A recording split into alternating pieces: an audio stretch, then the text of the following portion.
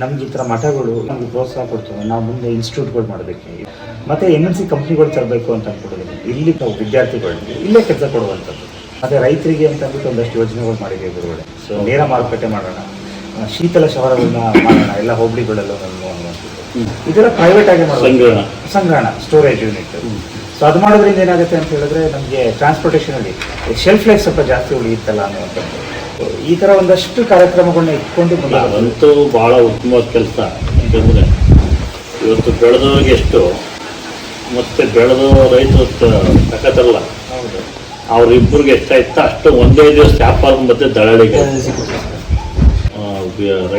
ರೈತಲ್ಲಂತೂ ತುಂಬ ವ್ಯವಸ್ಥೆ ಇದೆ. ಒಂದು 4 ದಿನ ತಡೆದು ತಗೊಂಡೋಗಿ ಇಟ್ಕೊಂಡು ಇಟ್ಕೊಳ್ಳೋಕ್ಕಾಗಲ್ಲ ಗುರುಗಳೇ, ಆಗಲ್ಲ, ಅವಕ್ಕೆಲ್ಲ ಆಗಲ್ಲ. ಪರಿಸ್ಥಿತಿ ಮುಂದೆ ಇಟ್ಟಿರ್ತಿದ್ರು, ಈಗ ರೈತರು ಇಟ್ಕೊಳಕ್ಕೆ ಆಗಲ್ಲ, ಅವ್ರನ್ನ ಇದು ಮಾಡಬೇಕು. ಅದಕ್ಕೆ ಈಗ ನಾವೊಂದು ಪ್ಲ್ಯಾನ್ ಮಾಡಿ ಒಂದು ಸಿಸ್ಟಮ್ ತರೋಣ ಅನ್ನುವಂಥದ್ದು ಅಷ್ಟೇ.